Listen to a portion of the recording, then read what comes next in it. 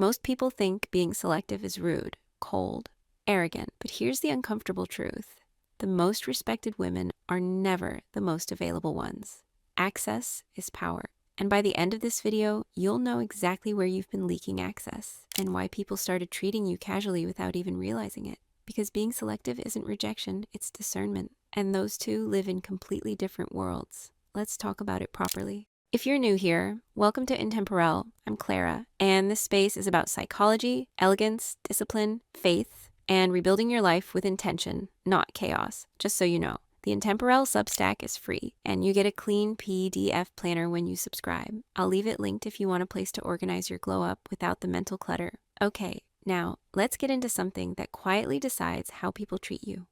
Here's what no one really says out loud. Selective women aren't misunderstood because they're unclear. They're misunderstood because they don't perform accessibility. We live in a culture that rewards oversharing, instant replies, emotional transparency with strangers. So, when a woman pauses before answering, chooses carefully who she lets close, doesn't explain herself unnecessarily, people get uncomfortable. Not because she did something wrong, but because she broke an unspoken expectation. The expectation that you owe people access. You don't. And here's the thing, most people will never tell you this directly. They'll just say you changed, or that you're acting distant, or you think you're too good now. What they actually mean is, you're no longer as available to my comfort as you used to be. That's not a you problem. That's an alignment problem. Okay, so let's go a layer deeper. Being selective has nothing to do with acting distant. That's not power. That's insecurity dressed up as mystery. Real selectiveness comes from clarity. Clarity about where your energy goes, what your future actually requires, what kind of life you're building long term. Once you know that, you naturally stop forcing alignment. You stop saying yes just to be liked. You stop over-explaining your boundaries. You stop volunteering for emotional labor you never agreed to. Not because you're cold, but because you're focused, and focus changes behavior. You start asking very simple questions like, does this conversation move anything forward?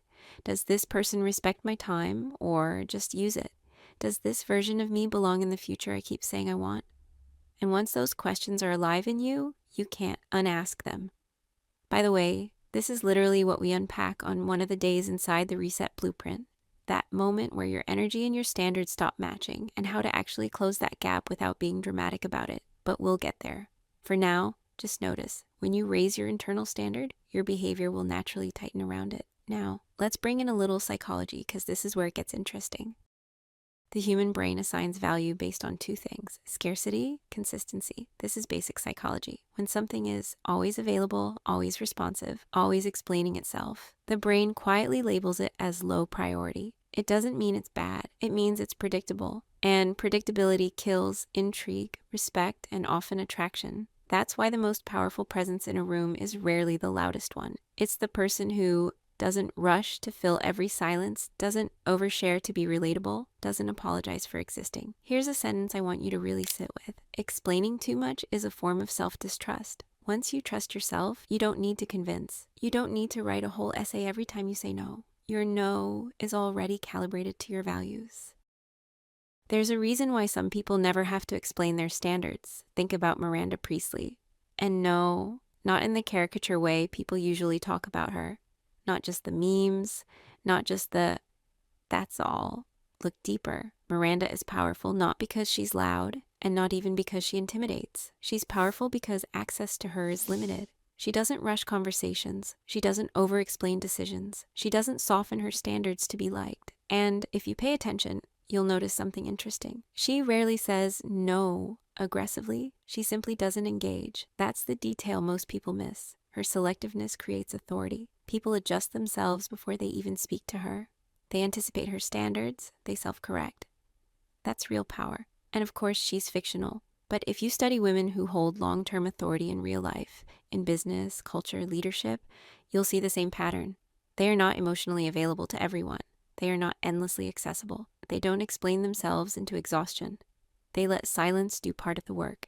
And that silence, it's not emptiness, it's positioning. Okay, so what does that mean for you outside of a movie? A lot of people frame selectiveness as manipulation. It's not, it's intelligence. Selective women don't interrogate people. They observe patterns. They don't rush emotional access. They let behavior reveal character. They don't announce standards in every sentence, they live by them. Over time, something subtle happens. People start adjusting themselves around you, not because you demanded respect, but because your presence requires it. This is the opposite of being a pick-me or a people pleaser. You're not auditioning for anyone's approval. You're deciding who actually qualifies for your access. And again, that's not arrogance. That's stewardship. You're treating your energy like it matters. And if we zoom out from your personal life, this pattern has been around forever. If you study power, real power, not social media performance, you'll notice it's always restrained. That's why books like The 48 Laws of Power talk so much about absence, restraint, selective presence. Power doesn't expand outward endlessly, it concentrates. Throughout history, the women remembered as elegant, influential, unforgettable were never universally accessible. They were intentional. They understood, consciously or not, that reputation is the cornerstone of power. How you show up, how often you show up, and who you allow into your world isn't just personality, it's strategy. And I'm genuinely curious, have you ever read The 48 Laws of Power, or at least skimmed it? If you have, which law actually changed how you move? Not the one that sounded cool, the one you actually use. Now, I want to touch something a bit more quiet, not preachy, just true.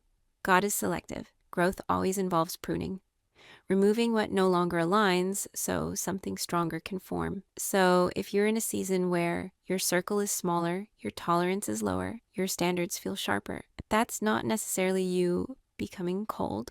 Very often, that's alignment.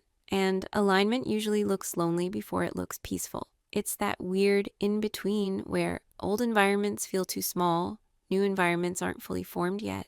And in that gap, you'll be tempted to think, maybe I'm asking for too much. Maybe I should just go back. Don't.